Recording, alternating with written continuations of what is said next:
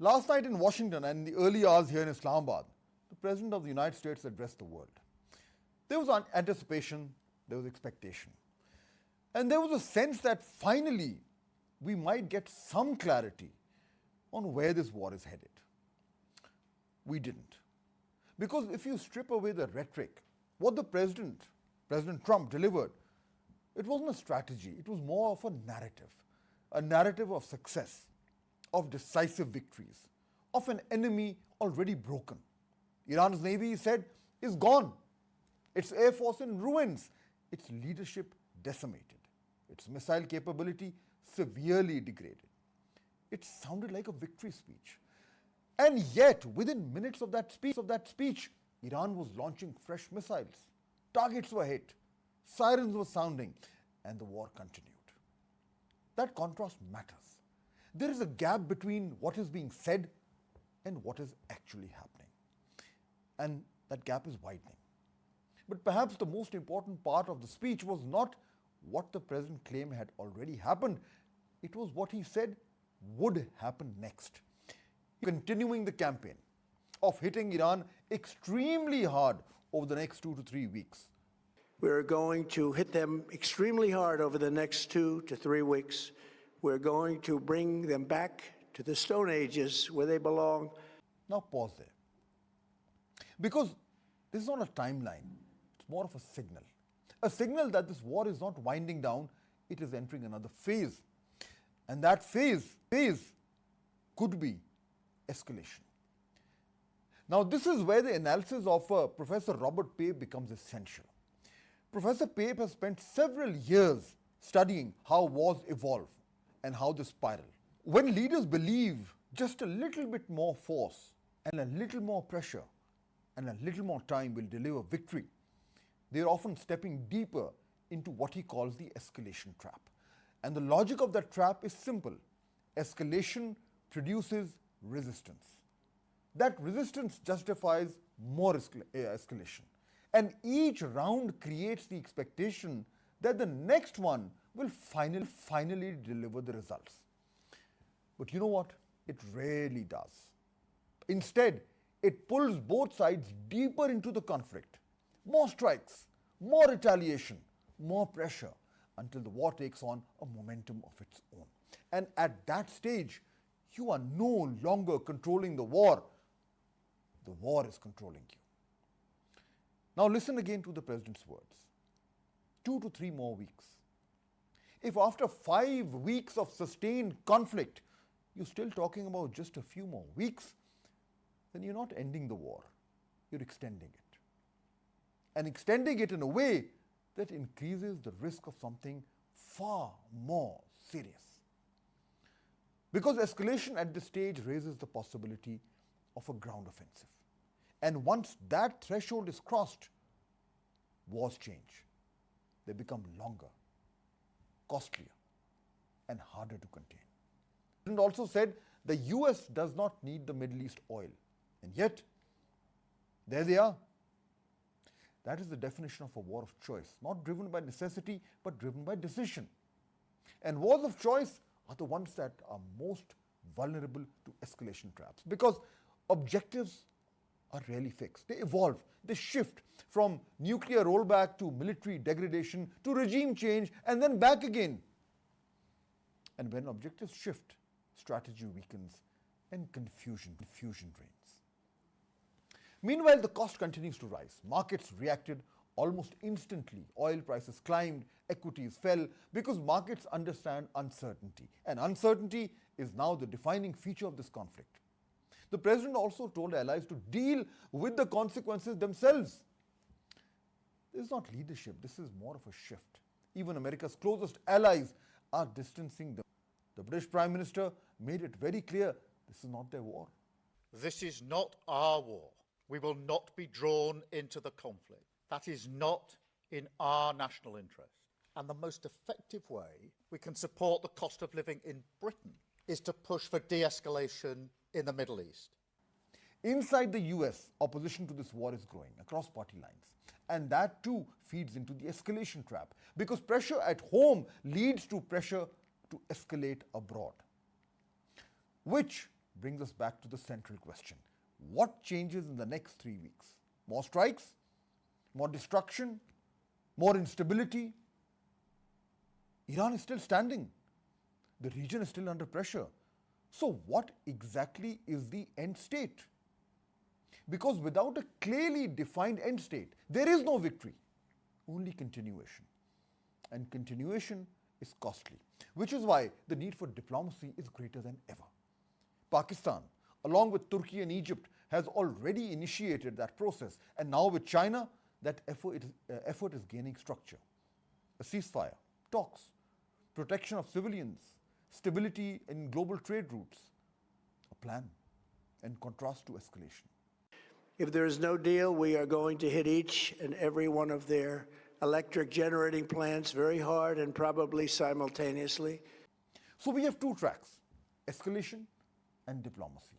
One deepens the conflict, the other seeks to resolve it. And right now, the balance between these two is becoming more critical by the day, which is why the conversation we are about to have matters. Because joining me later on the program is Professor Robert Pape himself, the man whose work on the escalation trap is helping us understand this moment. And perhaps more importantly, where this could lead. Because the question now is not just how this war is being fought, it is whether it is being controlled at all.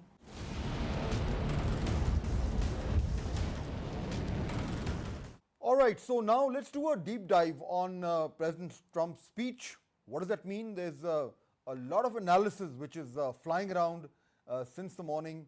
Let's try and figure out what it means for the direction of the war and whether things are escalating or there's still some chance of a diplomatic off-ramp. Dr. Kamran Bukhari is joining us today to discuss this. He's a senior director at New Lines Institute for Strategy and Policy in Washington, D.C., and he's also a senior resident fellow at the Middle East Policy Council in Washington, a very well-known analyst and commentator on global affairs. Dr. Kamran Bukhari, welcome. Thank you, Fahad. Appreciate you having me. So, President's speech, it was billed as something which may give us a clear indication of what he's thinking, whether he wants to bring the war to an end or whether he has other options open.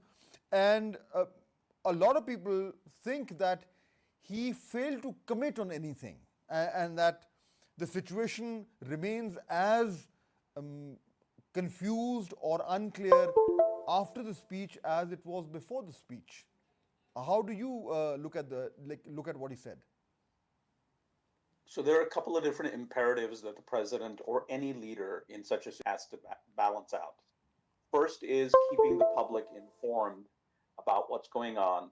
So, especially in democracies, that's a big thing. You need to have the public with you, especially if your poll numbers are low, if the war is not very popular, and then the economic fallout is increasing, and you have a midterm election year. So he needed to come out and tell the public that where do we stand, what is he trying to do? But at the same time, he can't be too specific because this is a war. You keep your cards close to your chest as much as possible. You can't give a whole lot of detail as to what will unfold, what are you planning to do. But there are bits and pieces of information that one could glean some insights from. I particularly was very interested in his comments about the Strait of Hormuz, because I think that's sort of where everything hinges right now. That's sort of creating the pressure point for the president, and of course, the way forward. Which particular aspect of this Strait of Hormuz reference did you think was the most important? Because we are seeing two different interpretations, and also, if you see what the administration officials are saying repeatedly, at least to me, Dr. Bukhari, there are two contradictory messages coming out. One, that the Strait of Hormuz will be opened Until that happens, this war does not come to an end. And the other, of course, is many people, including the president, saying that, that's not a problem. If the Europeans want their oil, they need to go there and get the straits open themselves. So, any clarity in your opinion in terms of what the president means when it talks about the Straits of Hormuz? So there are different threads to this whole thing.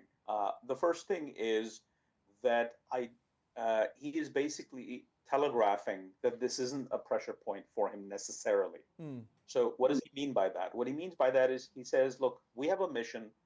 It's 2 to 3 weeks more in the making. We have 2 to 3 more weeks to go, during which time, if we can arrive at a negotiated settlement, then the problem is solved, and the problem will be solved by accepting the demands. The Iranians, in addition to accepting zero enrichment, caps on ballistic missile capabilities, and no support for armed proxies in the region, you will need to be able to desist from the Straits of Hormuz actions in the future, because otherwise you can't have an agreement. So that's one particular outcome that could happen if the other side meets the demands. Now, if the side does not meet the demands, then there is no formal settlement. Then what we have is a unilateral end to this conflict, in which case the firing of rockets and missiles and drones across the Persian Gulf that have disrupted traffic through the Straits of Hormuz will end by itself. I think the president made that very clear. It will end by itself, and we'll keep Overwatch. And if in the future the Iranians want to disrupt it again, then we'll keep Overwatch. We'll go to a sort of the mowing the lawn strategy, if you will. But he remains, hopeful that because of the imperatives and the constraints on the Iranians, they need this deal. The United States can always walk away, but the Iranians cannot afford to not have a deal and have sort of like a unilateral end to hostilities for now, only for them to reoccur again. But a lot depends, Dr. Bukhari, on how you look at the present situation. So, for example, if your assessment is that Iran holds all the cards, that it has, it's in a stronger position, it has more leverage in terms of its chokehold on the Strait of Hormuz. And if that is the basis of our assessment, then clearly Iran will not be interested in accepting any demands from the US. But if you're somebody who thinks that no, actually the United States and Israel hold the cards, then the other option kicks into motion. So which side of the divide are you on? So I'm not into binaries. Obviously, these are things, everything is relative here.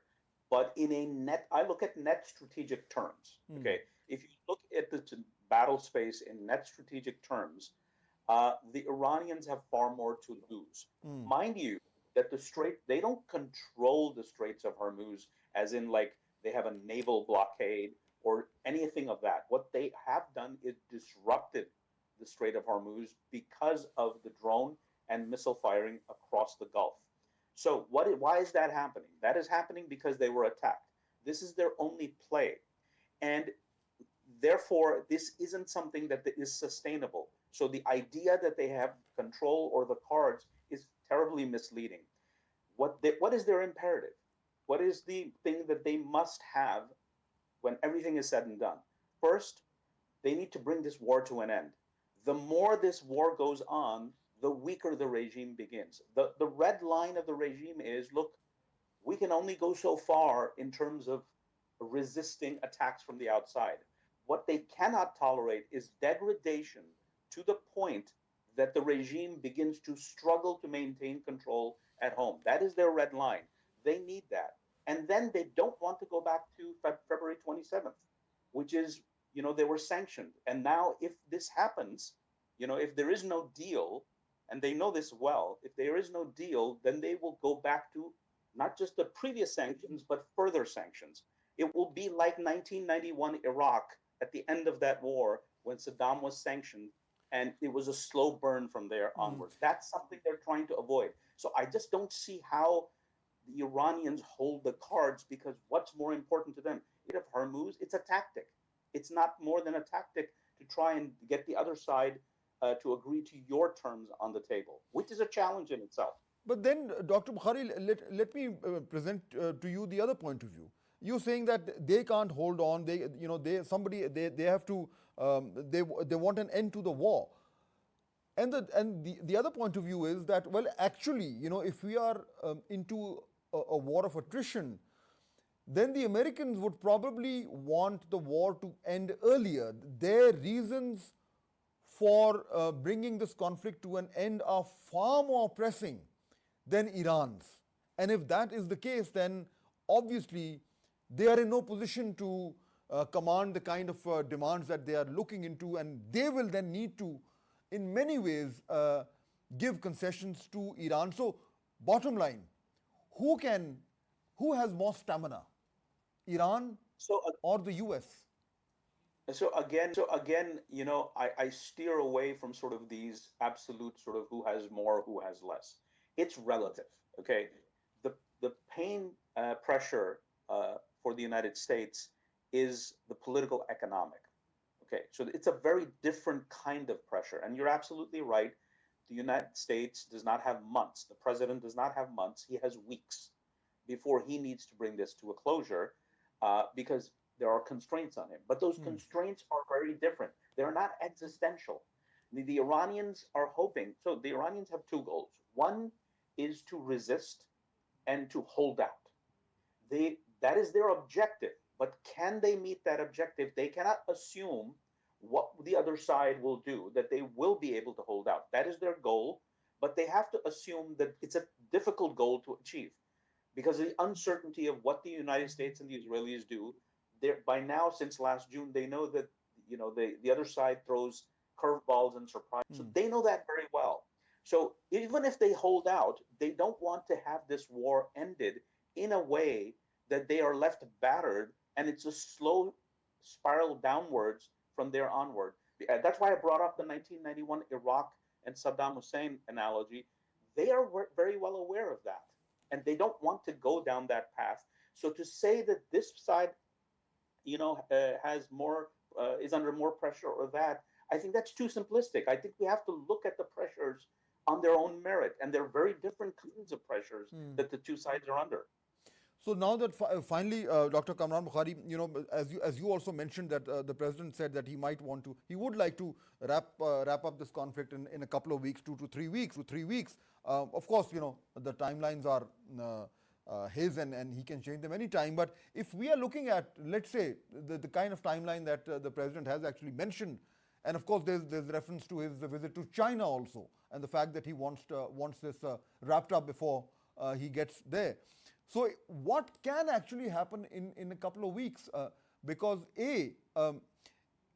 it's very difficult to imagine that in the next 2 to 3 weeks, the Iranians are going to say, okay, we are ready and willing to give up our uranium and our missiles and everything else. So either, as you said, the president declares victory, walks off, tells everybody, now it's your mess, you deal with it. Or he decides, no, I'm going to escalate to de-escalate. And that's where things get really dangerous. So what seems to be, which option, in your opinion, seems more probable? So I think it's a blend of both. I mean, I think as he said last night, we're going to see escalation from this point onward. And the escalation will take place over the next 2 to 3 weeks. It's not going to wait till after the 2 to 3 week time period. So he wants everything said and done within 2 to 3 weeks. He wants to be able to stick to that timetable. Be able to stick to that timetable, we'll have to see that. But I think that when he says that there's going to be an escalation to de-escalate, I think he's talking about right now. I think that's why, I was walking into this interview and, I had a lot of reports come on my phone saying that there's been severe bombing in Tehran and Karaj, which is the town north of Tehran, today, just in the last few hours. So there is already an escalation to de-escalate. So what can happen? There are two pathways. One, and mind you, look, one of the things that a lot of people focus too much on, in my opinion, are the public statements from all sides. This is why, I didn't want to go bit by bit into the president's speech last night. I only focused on the things that I thought were more significant. Likewise, what the Iranians are saying has to be taken with a grain of salt, because here's the problem. Do we expect them to say that yes, we're going to come to the table? No, they're going to, of course, say we are not coming to the table. What is happening behind the scenes is a different story altogether. And that's the part that's missing here. I think, look, the conversations will continue, the battle space will remain hot, and these two tracks will be parallel. At some point, they converge, okay, and we have a settlement. And the settlement, as I said, has to be on those four things. The three initial ones, and the fourth is the Strait of Hormuz. If it does not happen, the U.S. can say, enough for now, we're done for here, but we're going to have Overwatch moving forward, and we're going to continue to monitor the situation closely, and we're going to use kinetic force as and when needed. I think that's the other pathway. My own assessment is that latter pathway is far more dangerous, open-ended for the Iranians, and therefore they will do everything to try and reach an agreement. The problem I see on the Iranian side is not that they don't want to compromise. You compromise based on battlefield realities, not subjective preferences. But what's coming in between them is, now more than ever before, this regime is internally divided. It has always been. There were multiple power centers, multiple institutions, factions, and now with the decapitation and new people, emerging onto the scene at multiple levels, 2-3 levels of leadership, consensus building becomes really, really hard. So I think that those are the things we need to watch for moving forward. So, which essentially means, my final question, Dr. Kamran Bukhari, that if it is actually a blend of the options that I was talking about, and those options remain open, then the initiative that a country like Pakistan have taken, the diplomatic route, with China also being brought in, and a lot of activities happening, as you very correctly pointed out, behind closed doors. Even here, Dr. Bukhari, in Islamabad, it's very difficult to say what the Pakistani initiative is in terms of details. They're keeping it under wraps, and understandably so. So that option remains open, and it can be operationalized anytime there is a chance. So in other words, what I'm trying to ask you is, Pakistan's initiative can still bear fruit. Oh, absolutely. I do believe that. I think that right now, Pakistan is in probably the most strongest position to mediate. Because look, in order to be the third party, the mediator, you have to have influence on both sides. So U.S.-Pakistani relations are in an upswing, and they're getting better and better. So that condition is satisfied. The other condition is that, does Pakistan have influence over Iran?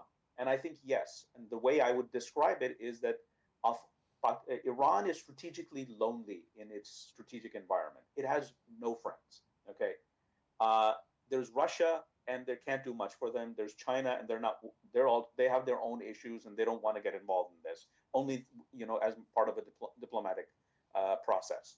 Now that leaves Pakistan, which has the least problematic relationship with Iran, if you look at all the neighbors of Iran. So that gives Pakistan a great deal of leverage.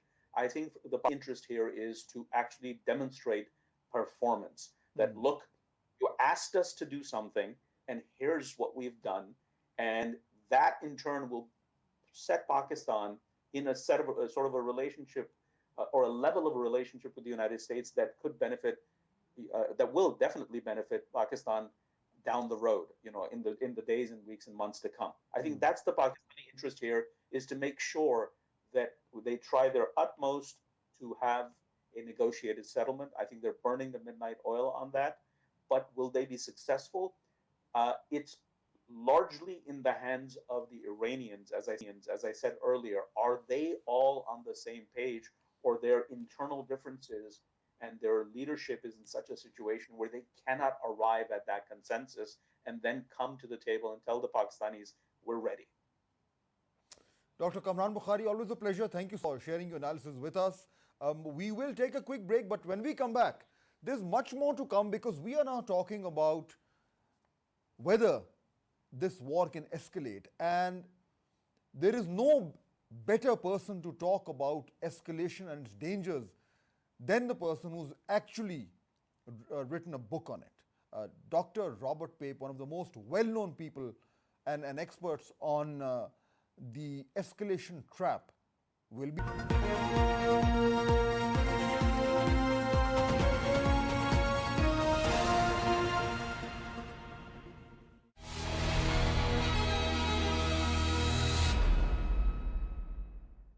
The Straits of Hormuz is still in the news. Today we're going to talk about shipping lanes and tolls and how the system works generally and how it is working right now in the Straits of Hormuz. Now, if you look at this map, you can see the main shipping area, Straits of Hormuz right here. This is the Bab el-Mandab and Red Sea. We've got the Panama Canal right there. And of course, we've got the Strait of Malacca, also very famous, also at the Bosphorus and the Danish Straits. Now, these are main shipping areas, and in most cases, ships that pass from here have to pay a toll. I want to look at the three most important ones right now: Straits of Hormuz, Suez Canal, and Panama Canal. Now, whenever any ship goes through the Panama Canal, they have to pay roughly about $1 million per ship, and I think that money goes, of course, to Panama. When it comes to the Suez Canal, Egypt collects the toll, and average is about $500,000 to $700,000 per ship. There's no formal arrangement, but because of the conflict, Iran is now controlling the straits, and it is charging, from the information that we've been able to glean, $2 million per ship. So that's a lot of money. Okay, now this is the main strait. 34 kilometers is the distance between one end and the other end. What happens is that if the shipping lane is within 22 kilometers of the country which charges the toll, then they're actually legally allowed to charge the toll as per international law. Here it's 34 kilometers, hence some confusion, and that is exactly why there are some suggestions that one of the ways to settle this is to have Iran and Oman actually share the toll, because on the other side of the strait, of course, is Oman. Some of the ships have already passed, but most ships have not passed from here because they are not being allowed to pass. Just as a reminder, 20% of the world's oil supply passes through the Straits of Hormuz, 1/5 of LNG flows, 120 vessels used to pass normally per day. Since 28th of February, only 150 vessels have passed. So that's how traffic has actually gone down. Now, the ships that are actually passing, they're following a certain informal kind of an arrangement. What is that arrangement? Allow me to explain it to you. Essentially, what is happening now in practice is that any ship that wants to go through the Straits of Hormuz has to provide all its information, including ship manifest, crew, list, flag, etc., to an intermediary. And that intermediary, which is a country, then passes that information to the IRGC. And in turn, IRGC then essentially vets the information, makes sure that the ship is not connected in any way to the US or Israel or any other country which is hostile to Iran. If they have an all clear, then IRGC they essentially give them an NOC, they take the money from them. That money is not in US dollars but in yuan.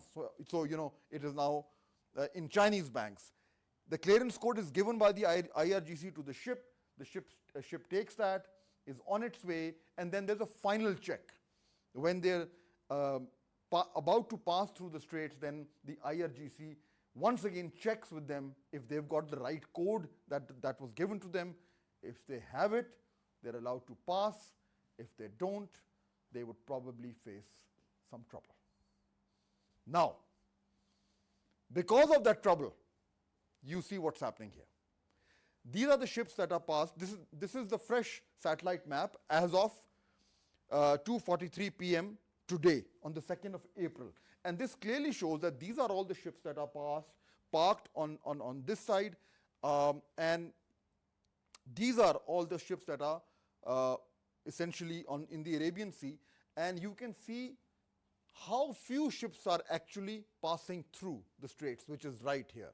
So this in real time explains to you what is happening there and how things might change once the conflict ends.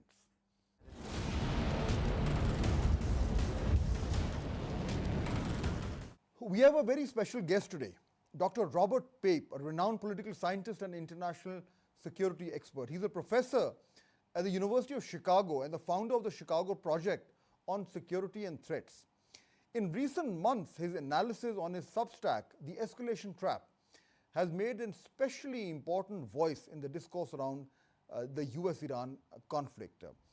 Professor Pape's Escalation Trap framework examines how crisis can inadvertently spiral into uncontrollable conflict. Today he joins us to talk about the present situation. We are very lucky to have him because he's been a very influential voice across the world and on all major platforms to describe the unfolding situation.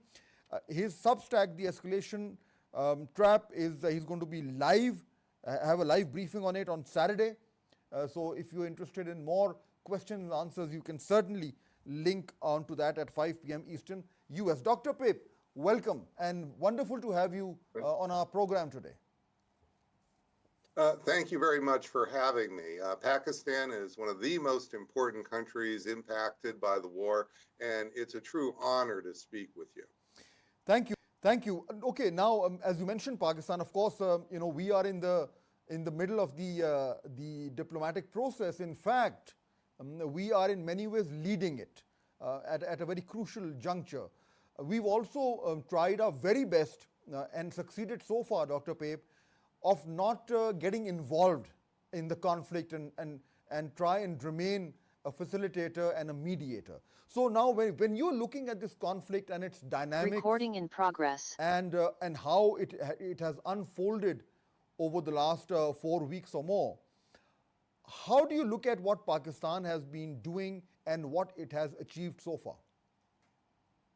I think that over the last 33 days, Pakistan has correctly assessed the geopolitical dimension of the Iran war. Many are focusing on the bombs hitting targets. Many are focusing on the immediate Iran retaliation. Many are focusing on the energy shock to the world. Absolutely crucial dimensions here.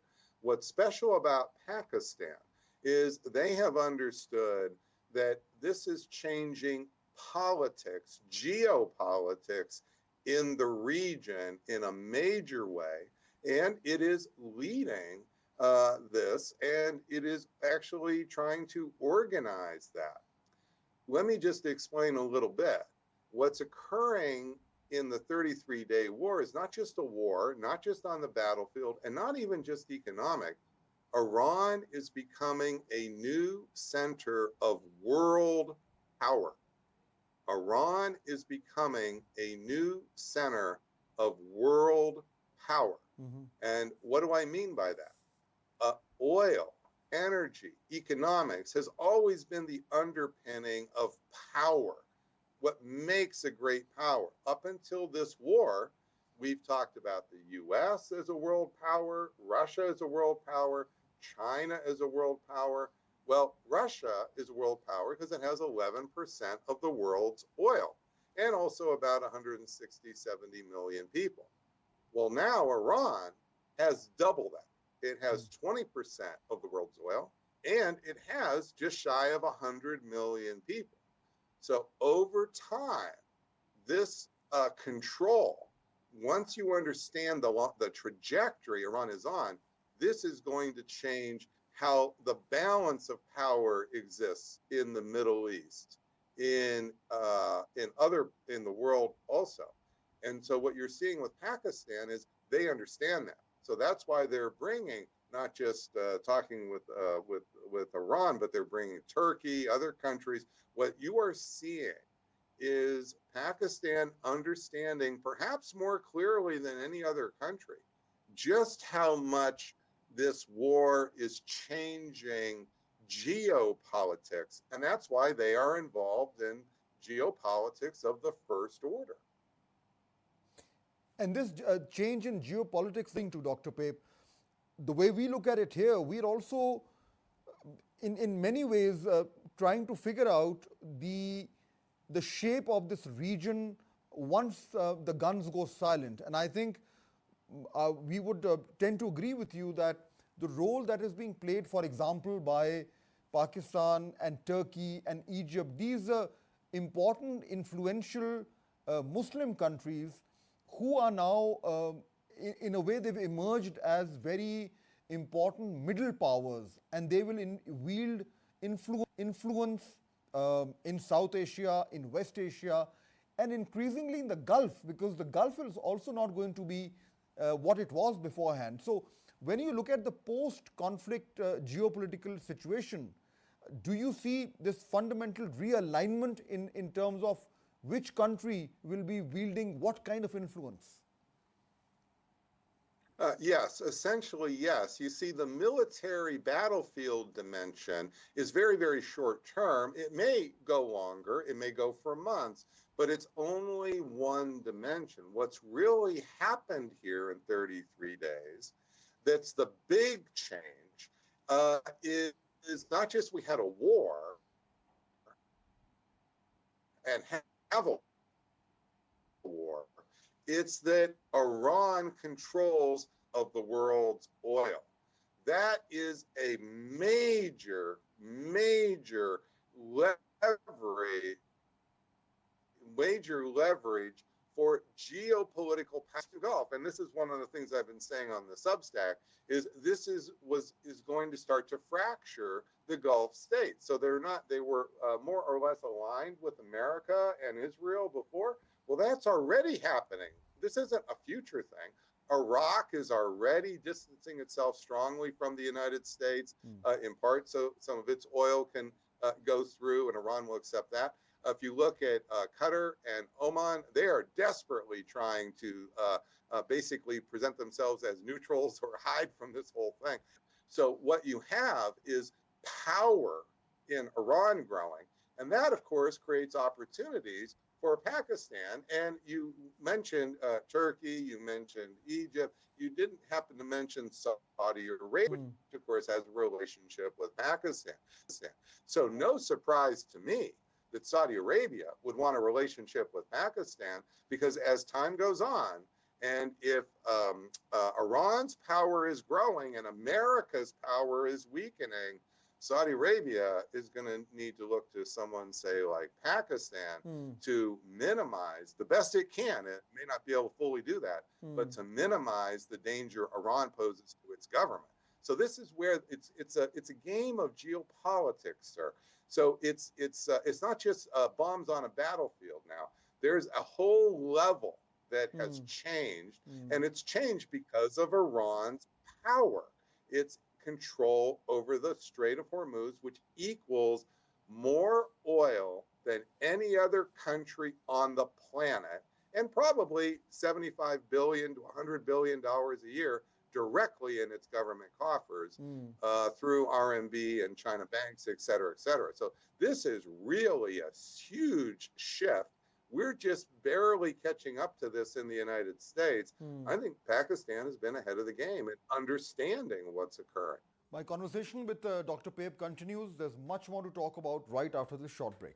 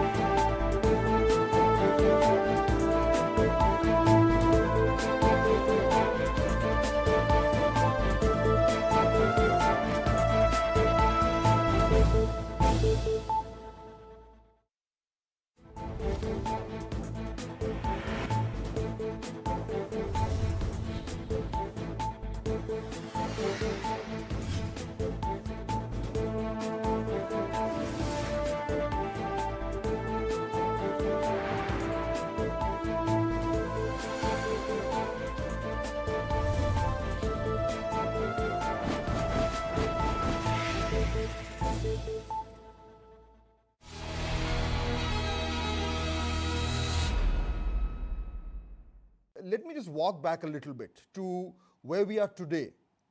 And you've been talking about this, the escalation trap for a long time. You've been teaching this for such a long time to people in the armed forces. So this is in many ways a special subject that you have command over. Now, there's constant talk of escalation versus diplomacy. And when you talk about the escalation trap, you discuss different phases, different stages in which countries lock themselves into that trap. When you look at the situation today, where it stands on the 34th, 35th day, is the US and Israel, are they already in the trap or are they nearing it? Where are they right now? Yes. They are they are in the trap, sir. So I laid out the three stages. There's a fourth I'll explain. The three stages of the escalation trap on my Substack called that the days before the bombing started. And that's from those 20 years of modeling the bombing of Iran. And we went through stage one, bombs, precision bombs, hit targets, killed leaders, did not topple the regime, did not get enriched uranium out of Iran. And that meant stage two, horizontal escalation by Iran. That was the seizing of Hormuz and also fracturing now the Gulf coalition that had been assembled against it. So that's happening in stage two. Now, stage three is the ground power dilemma. Does the United States, maybe with some local Saudi help or so forth, try to physically wrest control of the Straits back, physically seize uranium? This will be a dilemma. Whatever decisions happen this week, next week, this will go back and forth, back and forth, back and forth. There is no final end to this here unless America literally pulls out all of its bases from the region. We have 50,000 troops in the region. We have bases in the different Gulf countries. America could, over 3 to 6 months, withdraw all of that and literally dismantle its bases. Now you would take that military option off the table in a real way. But let's say that the military option never does go forward. That means Iran stays in control of the Straits of Hormuz, becomes that world center of power I've explained. That's the fourth stage. So it's not as if the stages are fully linear, sir. They're phase shifts. There's not just a little more of this, a little more of that. And so the phase shifts really matter. And so if you don't go the path of phase three, you go the path of phase four. And this is not necessarily a less conflictual world because Iran is a major power, as I just explained. It's going to have a major interest in toppling the governments of Saudi Arabia and the UAE at a minimum. And that is going to go on for months and years. And then, of course, Saudi Arabia, those countries are going to have a big interest in not having that happen. Israel now is going to be now that Iran's power is growing, just think about this. Israel used to think it was going to be the hegemon. It was riding high.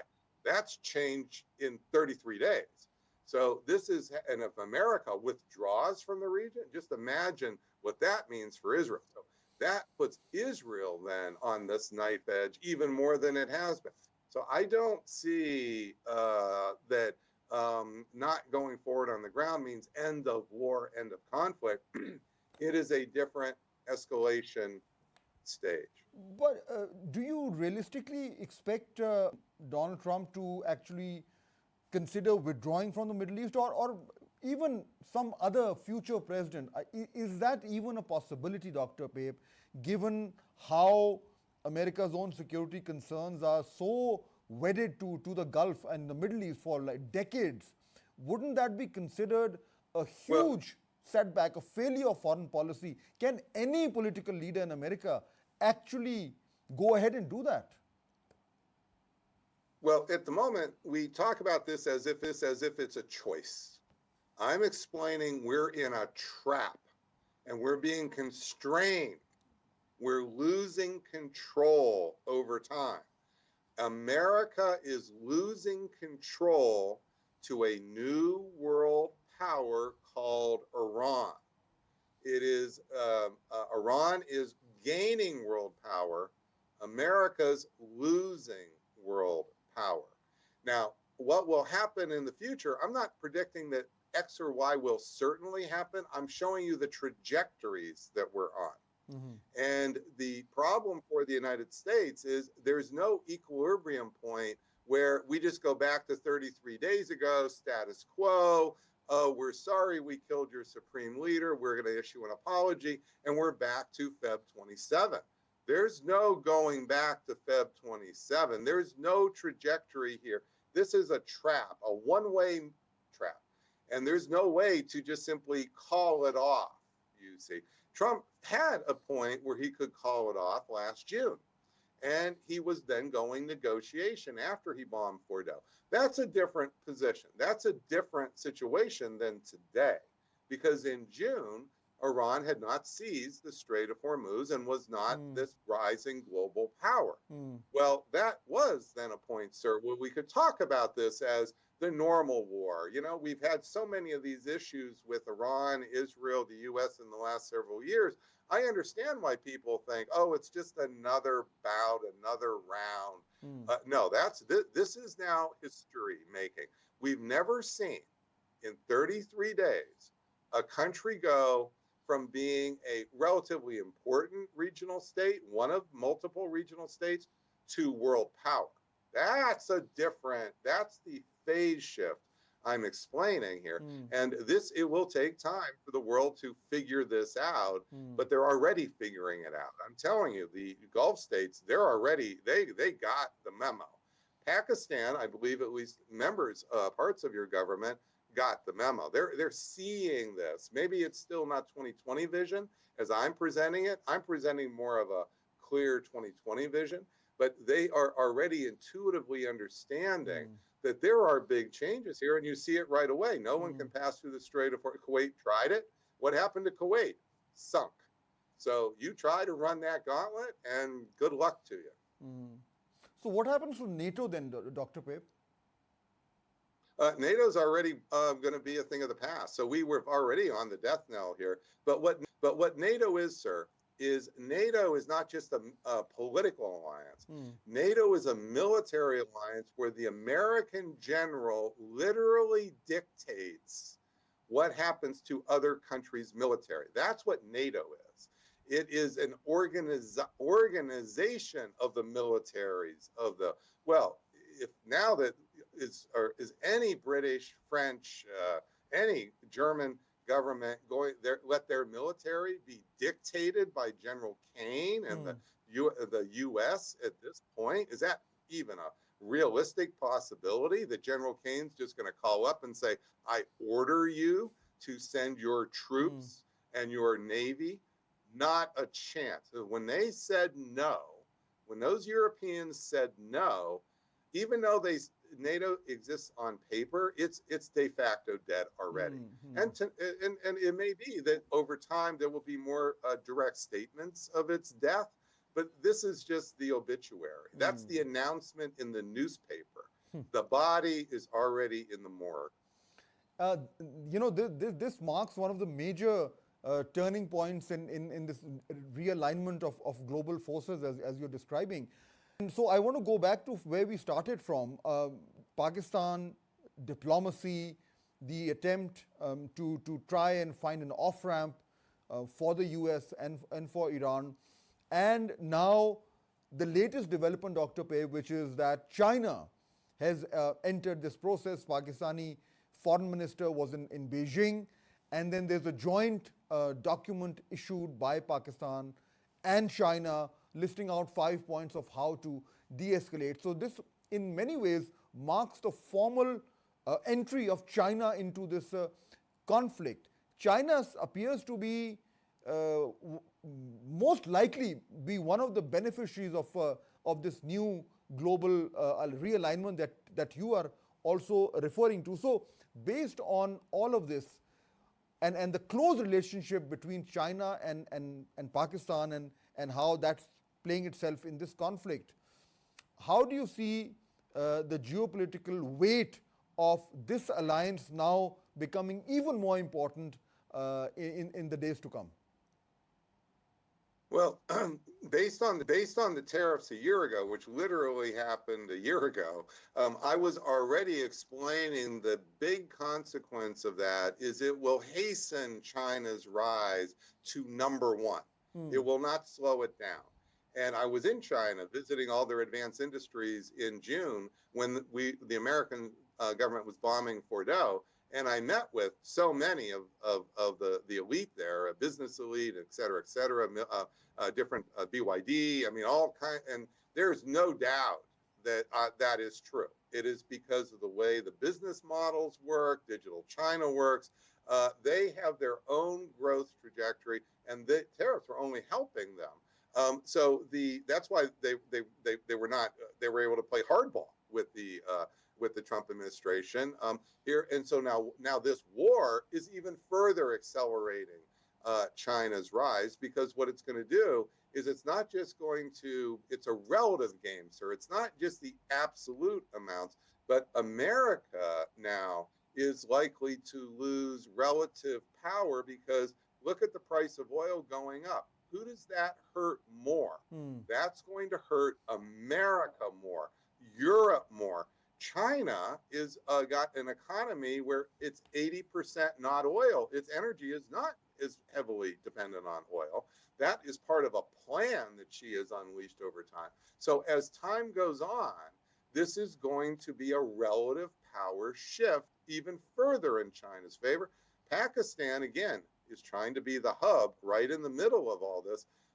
I am not at all surprised to what you're saying, that Pakistan, and of course the issue of de-escalation, well, that's of course a very that's an easy thing to publicly talk about. Who's in favor of escalation, right? So we can have that as the public part of the discussion. The reality is the alliances are forming, and notice again, this is why I was so opposed to America starting this war ever. If you look at my foreign affairs article last June, I was very opposed to this whole thing. And what I said in June is coming to be. And even though it didn't happen in July, it's happening now. And this is not working to America's interests at all. And so this is what is most disheartening for me as an American, is to watch America sink while others are going to grow. Dr. Robert Pape, it's been a pleasure having you. Thank you for joining us. And that is the full frame.